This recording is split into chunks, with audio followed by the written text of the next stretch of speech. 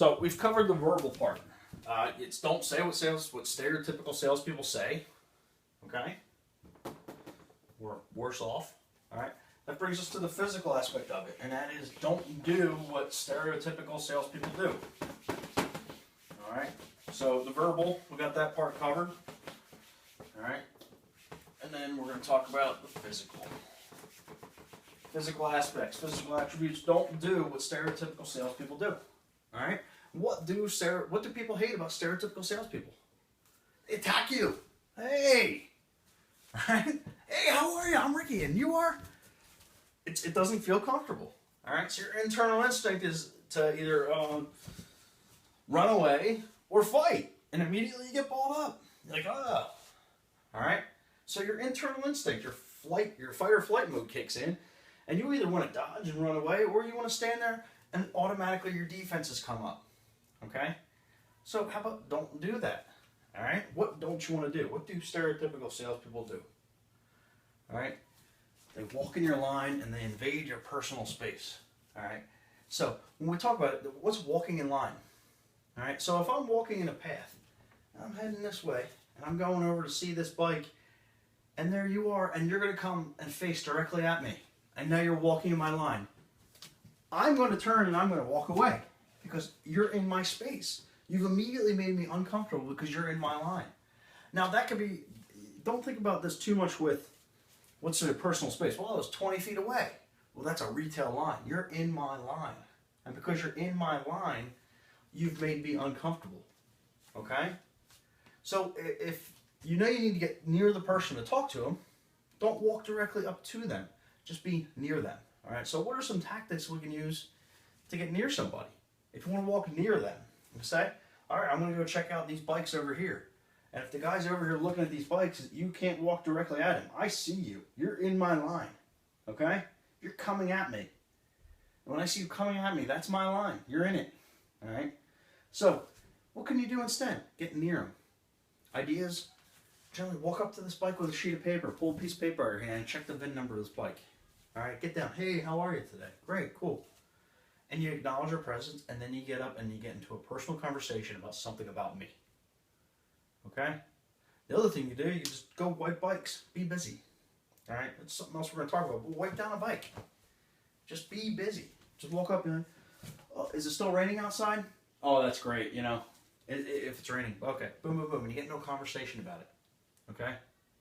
So it's just stay out of that line, but get near them and start doing something that you can do to get that going. All right? So once you do that, you don't want to get too close. All right? It's personal space. You have boundaries. There's personal space and retail space.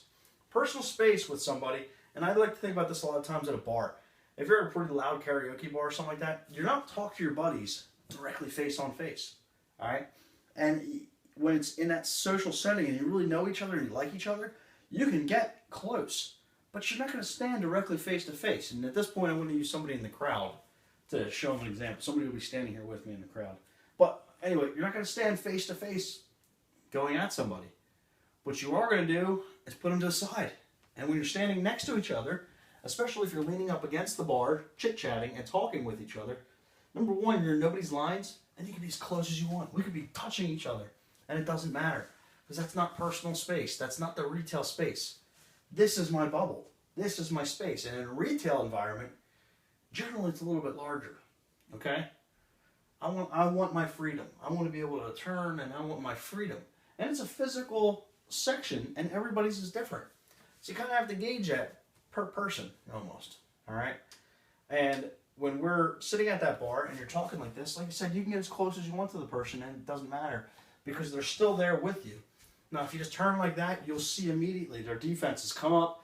They'll do things that they are not comfortable with, all right? So now think about this. If you're walking in my line and you're too close to me, now I'm going to really freak out. All right, you're really going to freak me out, and I'm not going to want to talk to you at all. All right, now you're in my personal space, and you're coming at me in my line. All right, just think about that stereotypical salesperson. Hey, how are you today?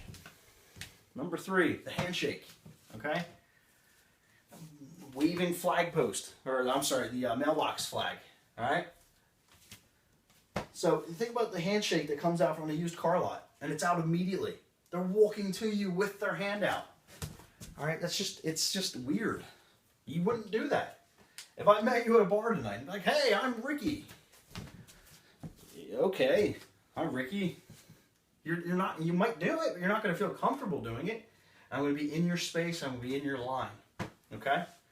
So think about the handshake is a great thing, and I was brought up as a man. You shake a man's hand, you square up, you give him a firm handshake, and you look him in the eyes. Reserve that. Do it. There's a place for it, but reserve it. Okay. So get into the conversation. Talk to me about my shirt. Talk to me about the Philadelphia Eagles. Let's get a conversation going. Let's build some rapport. All right. Let's get the verbal part happening. And then, like, oh man, we got so caught up in that. I'm sorry. My name's Ricky. What's your name? Boom. That's the next part. Getting somebody's name. Okay? Get their name. All right? So you think about it. Here comes the handshake. Here comes the stereotypical guy. Hey, I'm Ricky. Handshake, 2 claps. And you are? All right. Good to meet you, Mr. So-and-so. All right? So don't start off with saying, hey, here I am. Here's this. Get the person's name. All right? Reserve the handshake. Get their name. And say, oh, so you're Bob. Good to meet you, Bob. You know, my father-in-law's name is Bob. That's funny. Use their name. What's the sweetest sound to a human being? Their name.